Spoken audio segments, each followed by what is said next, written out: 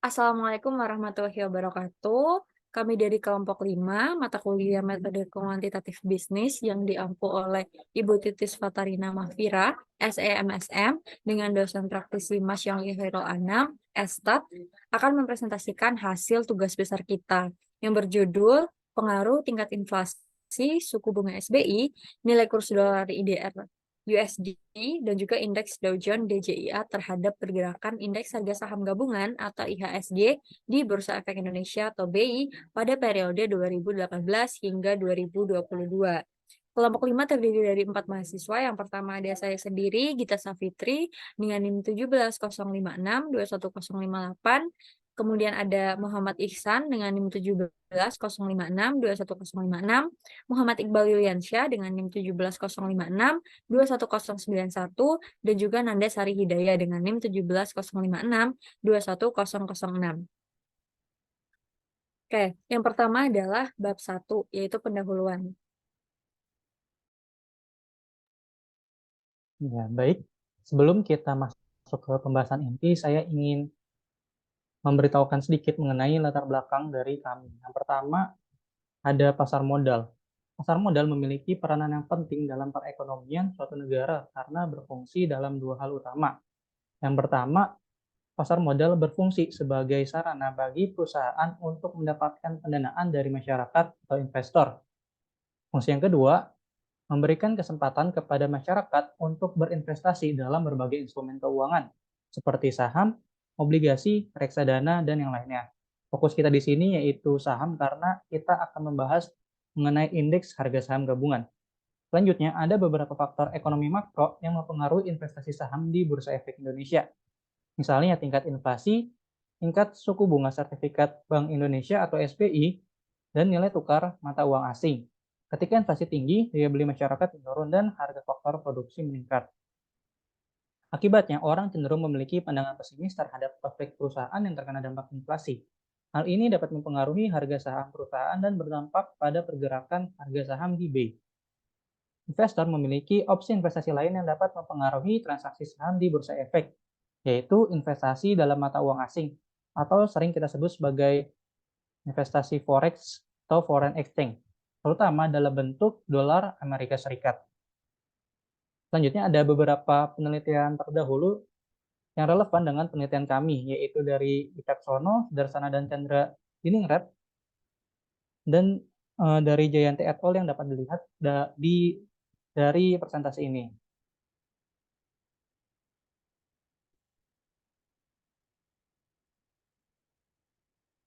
Baik, selanjutnya itu adalah bab 2, yaitu kajian pustaka. Yang pertama ada teori pendukung, yaitu yang pertama adalah pasar modal. Pasar modal pada hakikatnya merupakan jaringan tatanan yang memungkinkan pertukaran klaim jangka panjang, penambahan finansial aset, dan hutang pada saat yang sama. Memungkinkan investor untuk mengubah dan menyesuaikan portofolio investasi melalui pasar sekunder, menurut Anaraga 2006. Selanjutnya ada indeks harga saham gabungan yang menjadi variabel dependen kita. Pada penelitian ini, IHSG adalah salah satu indeks harga saham yang ada di Bursa Efek Indonesia atau BI. Indeks ini digunakan untuk mengukur perubahan harga saham secara statistik dari seluruh perusahaan yang terdaftar di pasar modal itu sendiri. Indeks ini pertama kali diperkenalkan pada tanggal 1 April 1983 dan mencakup pergerakan harga saham biasa serta saham preferen dari semua perusahaan yang terdaftar di Bursa Efek Indonesia. Untuk yang selanjutnya ada inflasi, yaitu menurut Raharja dan Manurung 2005 menyatakan bahwa inflasi adalah gejala kenaikan harga barang-barang yang bersifat umum dan secara terus-menerus. Naiknya harga suatu barang dapat dikatakan sebagai gejala inflasi jika kenaikan harga barang tersebut dapat memicu kenaikan harga barang lain secara umum dan terus-menerus, atau tidak hanya sesaat. Masih di teori pendukung, selanjutnya ada suku bunga. Jadi menurut Husnan, suku bunga adalah rasio pengembalian dari suatu investasi yang diberikan sebagai imbalan kepada para investor. Tingkat suku bunga bervariasi tergantung pada kemampuan pihak yang meminjam dalam memberikan pengembalian kepada pihak yang memberikan pinjaman. Lalu selanjutnya ada nilai tukar. Nilai tukar rupiah mencerminkan harga rupiah terhadap mata uang negara lain. Dengan demikian, nilai tukar rupiah adalah representasi dari nilai mata uang rupiah dalam mata uang negara lain, seperti dolar Amerika atau euro. Dalam konteks ini, perubahan dalam variabel makroekonomi memiliki efek yang berbeda terhadap harga saham. Lalu yang terakhir ada indeks Dow Jones.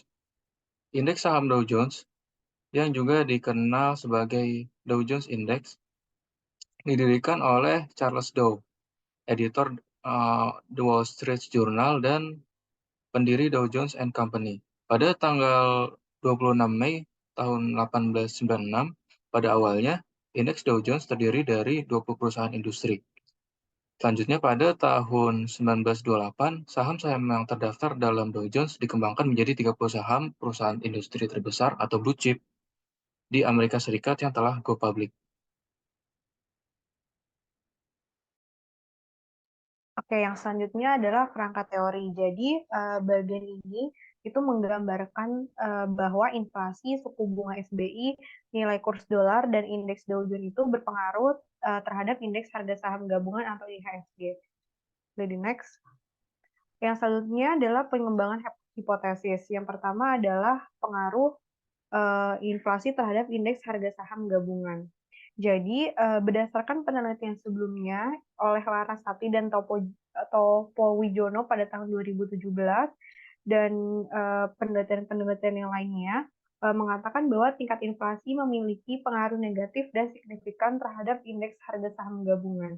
Namun, menurut penelitian Fitriani pada tahun 2020, tingkat inflasi memiliki pengaruh positif namun tidak signifikan terhadap IHSG. Maka dengan demikian dapat dirumuskan hipotesis sebagai berikut, yaitu H1 sama dengan tingkat inflasi berpengaruh negatif terhadap IHSG. Yang kedua adalah pengaruh suku bunga SBI terhadap indeks harga saham gabungan. Pada penelitian sebelumnya oleh Larasati dan Topo Wijono pada tahun 2017 dan penelitian-penelitian yang lainnya telah menunjukkan bahwa suku bunga SBI memiliki pengaruh negatif dan signifikan terhadap indeks harga saham gabungan atau IHSG. Berdasarkan hal tersebut, maka dapat dirumuskan hipotesis sebagai berikut, yaitu H2 sama dengan suku bunga SBI berpengaruh negatif terhadap IHSG. Lalu yang ketiga adalah pengaruh kurs dolar USD ke IDR terhadap indeks harga saham gabungan atau IHSG. Berdasarkan penelitian sebelumnya oleh Jayanti et al. Pada tahun 2014 dan penelitian-penelitian yang lain, nilai tukar rupiah memiliki pengaruh negatif dan signifikan terhadap IHSG. Namun, pada penelitian oleh Mahen dan Yusra pada tahun 2019, mengatakan bahwa nilai tukar rupiah memiliki pengaruh negatif namun tidak signifikan terhadap IHSG. Oleh karena itu, dapat dirumuskan hipotesis sebagai berikut, yaitu H3 sama dengan kurs dolar berpengaruh negatif terhadap IHSG. Lalu yang keempat adalah pengaruh indeks Dow Jones atau DJIA terhadap indeks harga saham gabungan. Pada hasil penelitian sebelumnya yang dilakukan oleh Sudarsana dan Chandra Ningrat pada tahun 2014 dan penelitian-penelitian yang telah dilakukan sebelumnya menyatakan bahwa indeks Dow Jones secara parsial memiliki pengaruh positif yang signifikan. Ini berarti bahwa peningkatan nilai indeks Dow Jones dapat meningkatkan nilai IHSG. Maka dapat dihasilkan hipotesis sebagai berikut, yaitu H4 indeks Dow Jones berpengaruh positif terhadap IHSG. Oke, baik. Selanjutnya bab 3 yaitu metode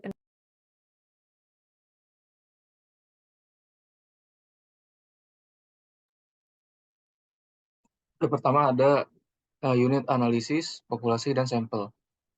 Jadi subjek atau unit analisis atau lokus penelitian dalam penelitian ini adalah PT Bursa Efek Indonesia pada periode 2018 sampai 2022. Sedangkan yang menjadi objek pada penelitian ini terdiri dari 4 variabel. Ada 3 variabel bebas dan 1 variabel terikat. Variabel bebasnya itu ada pengaruh tingkat inflasi, suku bunga SBI, nilai kurs dolar, dan indeks Dow Jones. Sedangkan Variabel terikat dalam penelitian ini adalah indeks saham gabungan.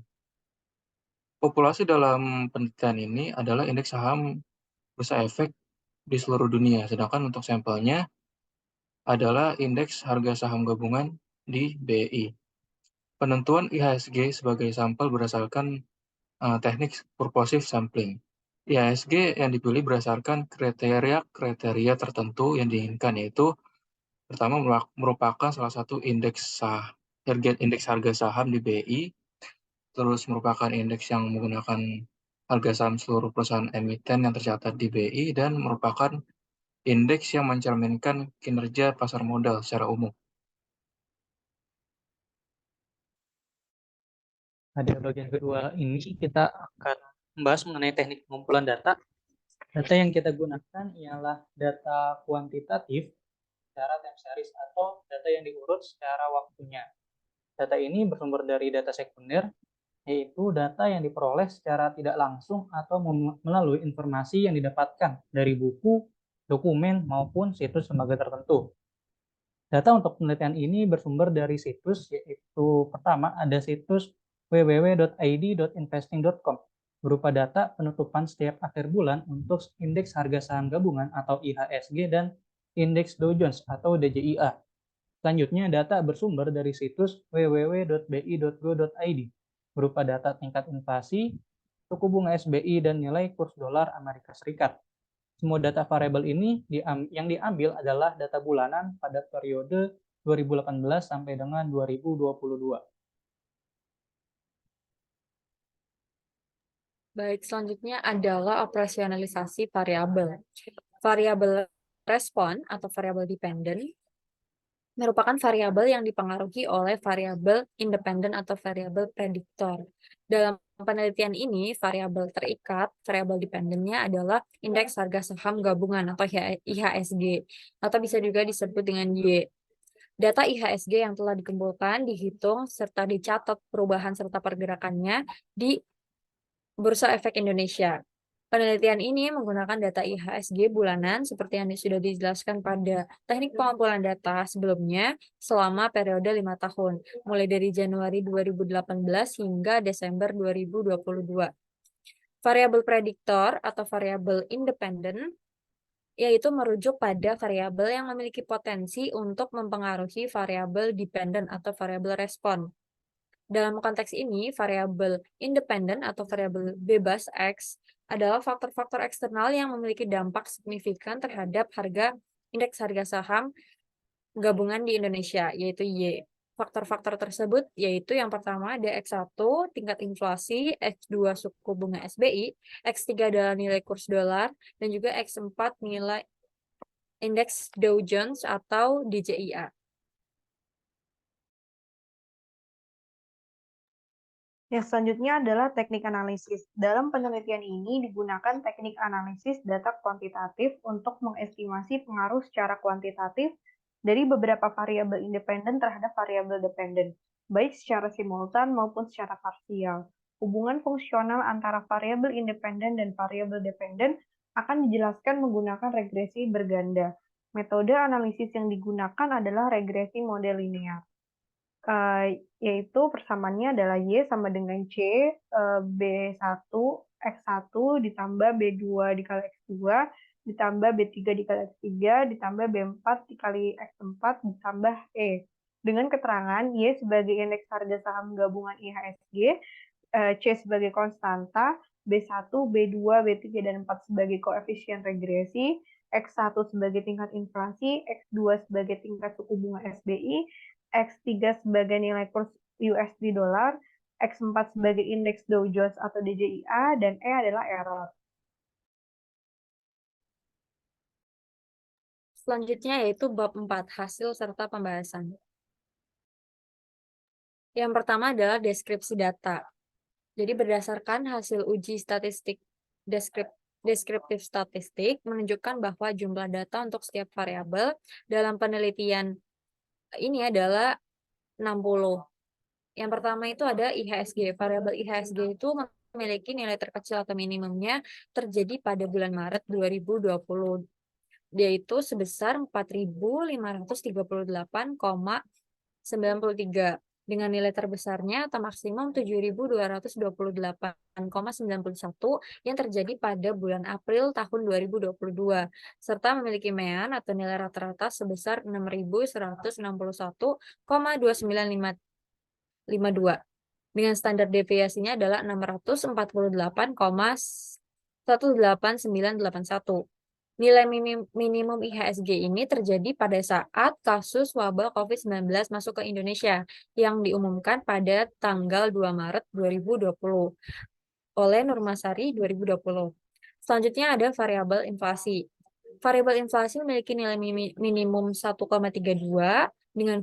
dengan nilai maksimumnya adalah 5,95 serta memiliki nilai mean atau rata-ratanya sebesar 2,8057 dan standar deviasinya adalah 1,15933.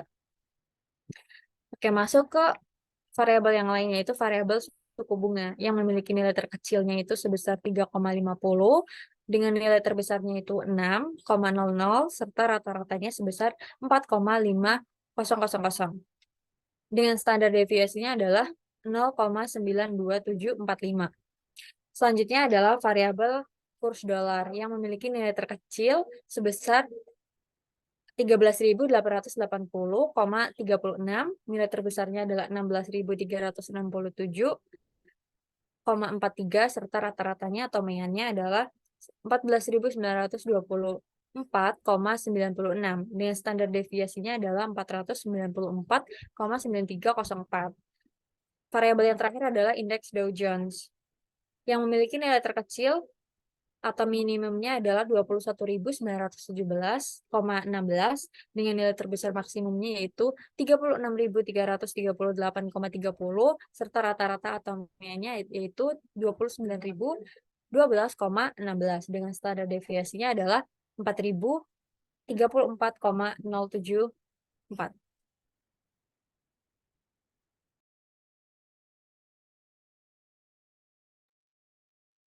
Selanjutnya, kita akan masuk ke uji asumsi klasik.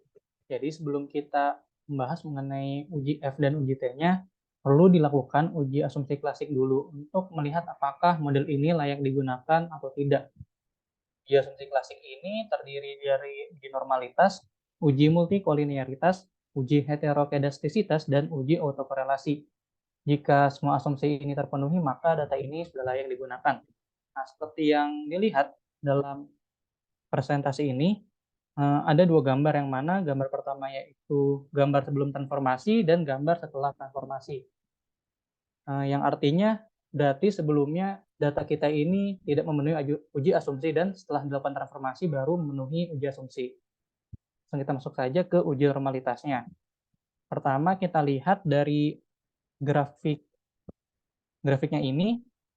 Dalam grafik kita melihat bahwa data tersebar di antara titik 0 dari garis X sampai Y dan sudah mengikuti garis diagonalnya.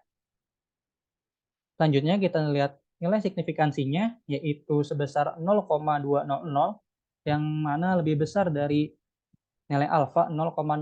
Artinya H0 diterima sehingga dapat disimpulkan bahwa data ini berdistribusi normal atau asumsinya terpenuhi. Nah, setelah dilakukan transformasi, kita lihat datanya berkurang menjadi 58. Tetapi dari gambarnya juga masih sama ya, bahwa data-data ini masih mengikuti garis, tidak mengacak kemana-mana, dan nilai signifikansinya sama juga sebesar 0,200, yang artinya nilai signifikansi ini lebih besar dari 0,05, dan data yang kami gunakan setelah transformasi masih berdistribusi secara normal. Oke, boleh di Yang selanjutnya adalah uji multikolinearitas. Jadi ada dua hasil. Yang pertama sebelum ditransformasi dan yang kedua setelah ditransformasi. Nah, yang tabel bagian atas adalah hasil uji multikolinearitas sebelum transformasi. Berdasarkan hasil uji multikolinearitas sebelum dilakukan transformasi lag, pada gambar tersebut diperoleh nilai FIF sebesar 1,360 untuk variabel inflasi 2,083 untuk variabel suku bunga, 1,206 untuk variabel kurs dolar, dan 1,891 untuk variabel indeks Dow Jones. Berdasarkan hasil tersebut, diketahui bahwa tidak ada gejala multikolonialitas karena nilai FIF pada masing-masing variabel di bawah 10. Nah, sekarang adalah hasil uji multikolonialitas setelah transformasi. Setelah dilakukan transformasi, terdapat perubahan nilai FIF pada masing-masing sebagai berikut. Nilai FIF sebesar 1,248 untuk variabel inflasi, 1,399 untuk variabel suku bunga, 1,102 untuk variabel kurs dolar, dan 1,260 untuk variabel indeks Dow Jones. Berdasarkan data tersebut, dapat kita lihat bahwa nilai FIF dari masing-masing variabel masih memenuhi asumsinya yaitu di bawah 10. Dalam hal ini dapat disimpulkan model tidak memiliki gejala multikolonialitas atau masing-masing variabel tidak memiliki hubungan. Selanjutnya ada uji heteroskedastisitas. Jadi sebelum dilakukan transformasi log, pada data penelitian dapat diamati bahwa nilai signifikan antar variabel itu semuanya itu ada di atas 0,05, yaitu menunjukkan bahwa tidak ada masalah heteroskedastisitas yang signifikan. Setelah dilakukan transformasi log pada data penelitian, dari hasil ini dapat disimpulkan bahwa nilai signifikan dari variabel inflasi, suku bunga, kurs dolar, dan indeks Dow Jones itu tetap sama, yaitu di atas 0,05. Jadi dengan demikian, dapat disimpulkan bahwa data yang dianalisis sudah memenuhi asumsi dan tidak ada gejala heteroskedastisitas.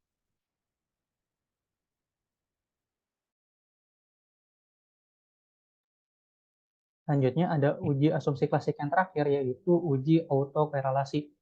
Sebelum saya mendeskripsikan penjelasan dari hasil uji ini, saya ingin merumuskan hipotesisnya. Yang pertama, nilai Durbin-Watson terletak di antara upper bound atau DU dan 4 min DU, maka koefisien autokorelasi sama dengan 0, artinya tidak terjadi autokorelasi.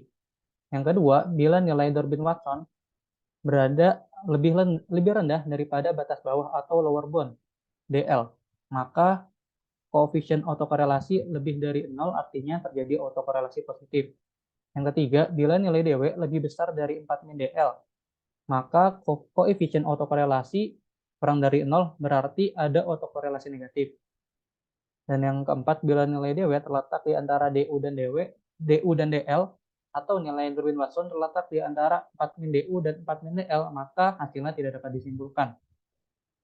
Langsung kita masuk ke gambar yang pertama ini, dapatkan nilai Durbin-Watson sebesar 0,857 dengan nilai DL yang didapat sebesar 1,443 dan nilai DU sebesar 1,7274. Dari data yang kita dapat ini dapat dilihat bahwa nilai Durbin-Watsonnya lebih kecil dari nilai DL. Artinya residual ini bersifat tidak independen atau terjadi gejala autokorelasi positif. Nah, dalam mengatasi hal itu, kami memutuskan untuk melakukan transformasi log menggunakan metode Cochrane Orkut.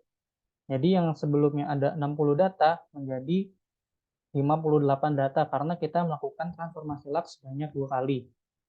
Lalu setelah dilakukan transformasi, dapat terlihat perubahan nilai Durbin-Watsonnya menjadi 1,871.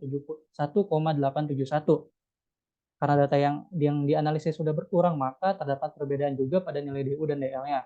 Nilai DU sebesar 1,7259 dan nilai DL sebesar 1,4235.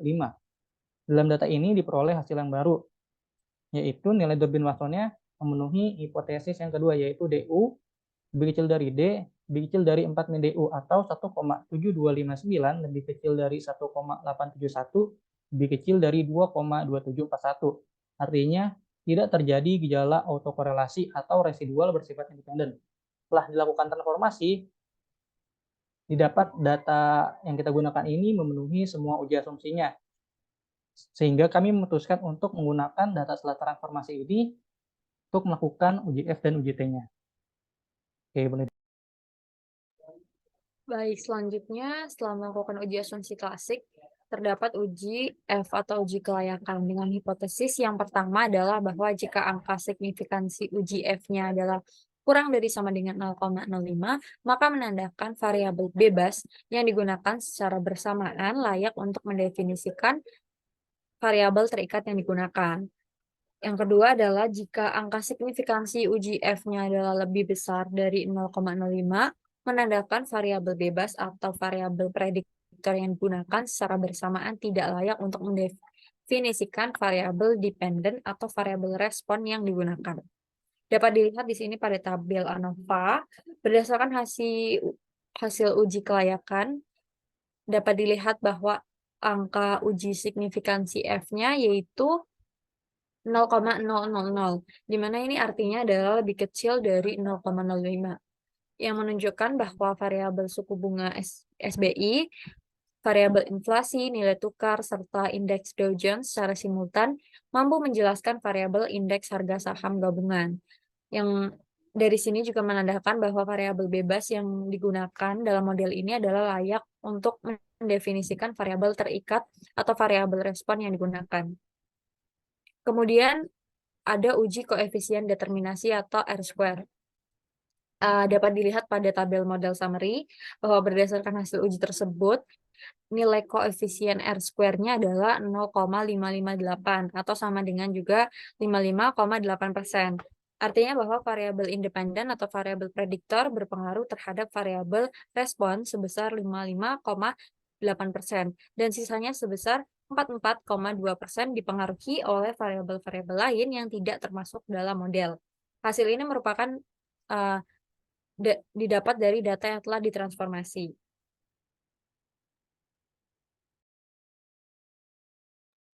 Selanjutnya, kita masuk ke pengujian hipotesis atau uji T, uji parsial. Yang pertama, kita melakukan uji hipotesis pada variabel inflasi. Hipotesisnya yaitu jika nilai signifikansi lebih dari 0,05, maka ia akan menerima H0. Artinya variabel inflasi tidak memiliki pengaruh yang signifikan terhadap variabel terikat atau indeks harga saham gabungan. Jika nilai signifikansi lebih kecil dari 0,05, maka ia akan menolak H0 dan menerima H1, yang artinya variabel inflasi memiliki pengaruh yang signifikan terhadap variabel terikat atau indeks harga saham gabungan. Nah, di sini kita lihat nilai signifikansinya sebesar 0,000. Hal ini menunjukkan bahwa nilai yang lebih kecil dari tingkat alfanya yaitu 0,05, maka H0 ditolak dan H1 diterima. Artinya variabel inflasi memiliki pengaruh yang signifikan terhadap variabel terikat indeks harga saham gabungan. Yang kedua, itu kita akan menguji suku bunga dengan hipotesis yang sama. Jika nilai signifikansinya lebih kecil dari 0,05, maka ia akan menolak H0, dan jika lebih besar dari 0,05, maka ia akan menerima H0. Kita lihat nilai signifikansinya yaitu sebesar 0,146. Hal ini menunjukkan bahwa nilai yang lebih besar dari tingkat alfanya yaitu 0,05, sehingga H0-nya diterima dan H1 ditolak. Artinya, variabel suku bunga ini tidak memiliki pengaruh yang signifikan terhadap variabel terikat indeks harga saham gabungan. Yang ketiga, kurs USD dolar. Kita lihat nilai signifikansinya sebesar 0,02, yang lebih kecil dari tingkat alfa yaitu 0,05, maka H0 ditolak dan H1 diterima. Artinya, variabel kurs dolar ini memiliki pengaruh yang signifikan terhadap variabel terikat indeks harga saham gabungan. Yang keempat, kita menguji indeks Dow Jones yang menunjukkan nilai signifikansi sebesar 0,000. Hal ini menunjukkan bahwa nilai yang lebih kecil juga dari nilai alfanya yaitu 0,05, sehingga H0 ditolak dan H1 diterima. Artinya, variabel indeks Dow Jones memiliki pengaruh yang signifikan terhadap variabel terikat atau indeks harga saham gabungan.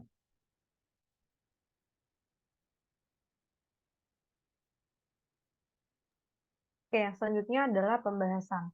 Yang pertama adalah pengaruh inflasi terhadap indeks harga saham gabungan atau IHSG.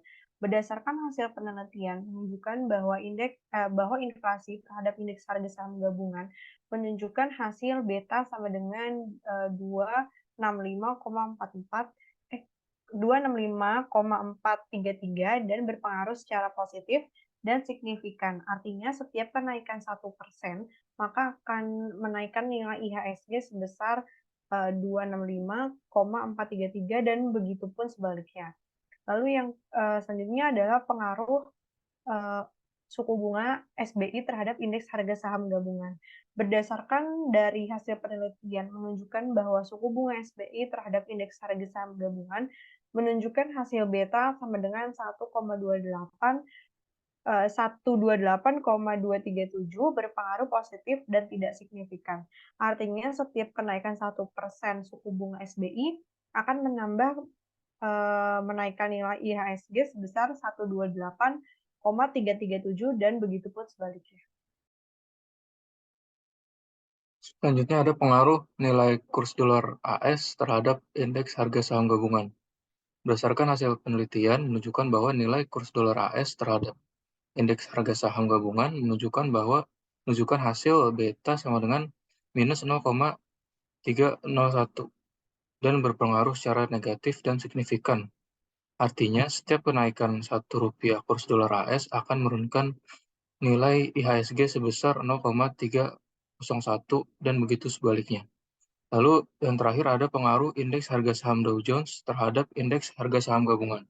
Berdasarkan hasil penelitian menunjukkan bahwa indeks Dow Jones terhadap indeks harga saham gabungan menunjukkan hasil beta sama dengan 0,108 dan berpengaruh secara positif dan signifikan. Artinya, setiap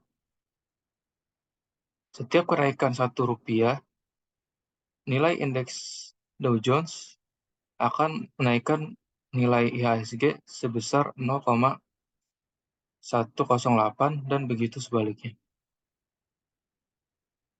Baik, yang terakhir adalah bab 5, yaitu penutup. Dari paparan hasil tugas besar penelitian yang telah dilakukan, dapat disimpulkan yang pertama adalah bahwa tingkat inflasi, suku bunga SBI, nilai kurs dolar USD atau IDR, serta indeks Dow Jones DJIA berpengaruh secara simultan terhadap indeks harga saham gabungan atau IHSG di Bursa Efek Indonesia pada periode tahun 2018 hingga tahun 2022. Yang kedua adalah bahwa tingkat inflasi berpengaruh positif dan signifikan terhadap IHSG di Bursa Efek Indonesia pada periode 2018 hingga 2022.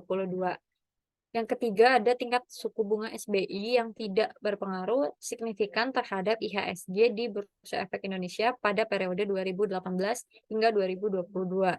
Yang keempat adalah nilai kurs dolar AS terhadap rupiah berpengaruh negatif dan signifikan terhadap indeks harga saham gabungan atau IHSG di Bursa Efek Indonesia pada periode tahun 2018 hingga tahun 2022. Yang kelima adalah indeks Dow Jones atau DJIA yang berpengaruh positif dan signifikan terhadap IHSG atau indeks harga saham gabungan di Bursa Efek Indonesia atau BI pada tahun 2018 hingga periode 2022. Dan yang terakhir adalah tingkat inflasi yang berpengaruh paling dominan terhadap IHSG di Bursa Efek Indonesia pada periode tahun 2018 hingga tahun 2022 dibandingkan dengan variabel-variabel prediktor lainnya yang ada di atas. Selanjutnya ada implikasi. Pertama ada implikasi teoritis. Adanya hubungan positif antara inflasi dan kinerja kerja saham. Hal ini mungkin disebabkan oleh ekspektasi investor bahwa perusahaan akan mengalami pertumbuhan laba yang lebih tinggi untuk mengimbangkan efek inflasi.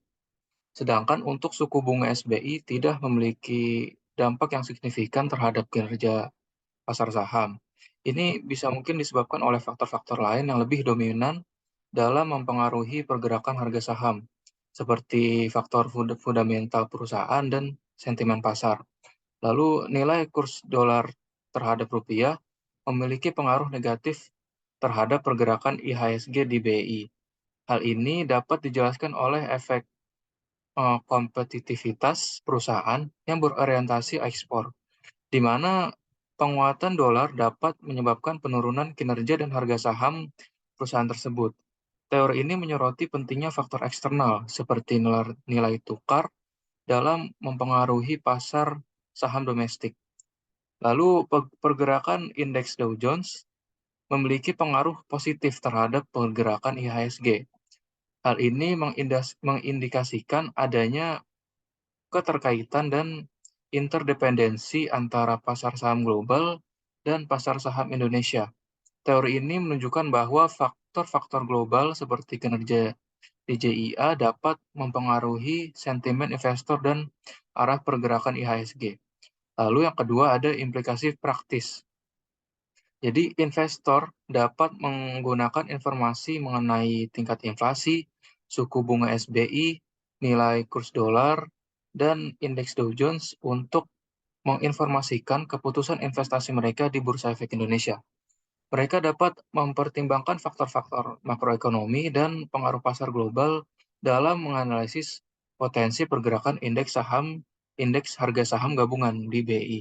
Selain itu, manajer investasi, regulator pasar modal, dan pembuat kebijakan ekonomi juga dapat memanfaatkan hasil penelitian ini untuk mengelola risiko investasi, merumuskan kebijakan yang sesuai, dan memahami keterkaitan antara faktor-faktor ekonomi dan pergerakan IHSG. Lalu yang selanjutnya adalah keterbatasan penelitian. Yang pertama, penelitian ini hanya menggunakan 4 variabel sebagai faktor yang mempengaruhi IHSG. Tetapi tentu ada lebih banyak faktor lain yang juga mempengaruhi IHSG yang tidak digunakan dalam penelitian ini.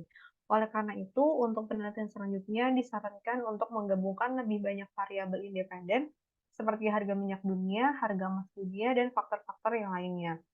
Lalu yang kedua, periode pengamatan yang digunakan dalam penelitian ini hanya 4 tahun, yaitu dari tahun 2018 hingga 2022. Untuk penelitian selanjutnya disarankan untuk memperluas periode pengamatan agar lebih panjang. Hal ini akan memperkuat hasil penelitian dan memberikan gambaran yang lebih akurat tentang pengaruh faktor-faktor terhadap IHSG dalam kondisi yang sebenarnya.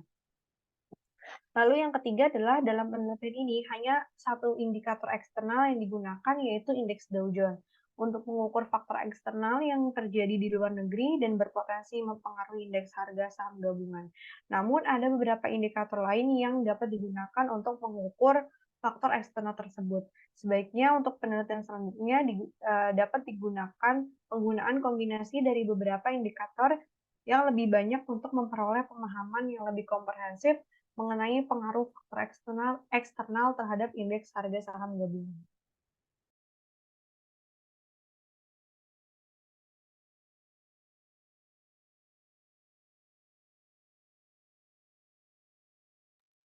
Oke, tolong di next.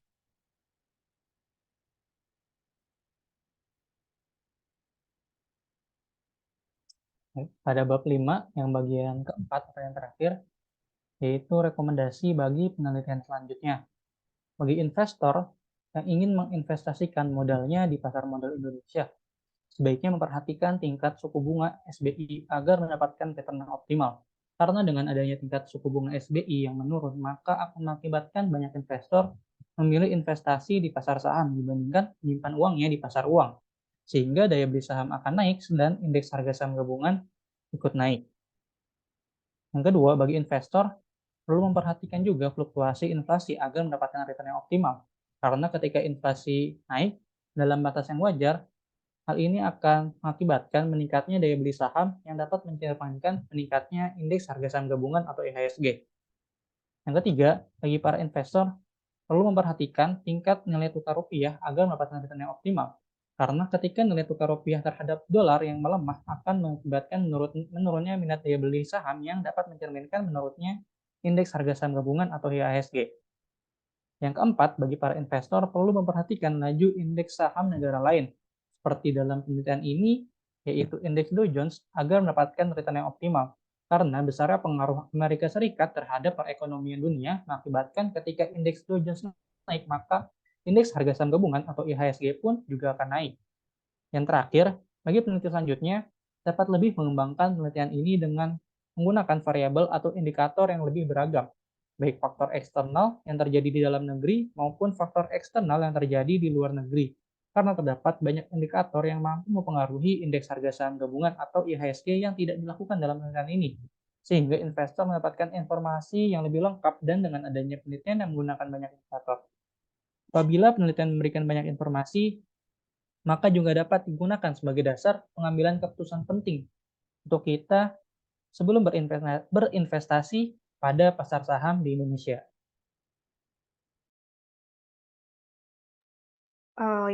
Maaf, tadi yang saya sudah jelaskan, yaitu periode pengamatan yang digunakan seharusnya 5 tahun karena dari tahun 2018 hingga tahun 2022. Oke, demikian presentasi tugas besar penelitian mata kuliah metode kuantitatif bisnis dari kelompok 5. Kami terbuka akan koreksi, masukan, dan saran. Terima kasih. Wassalamualaikum warahmatullahi wabarakatuh.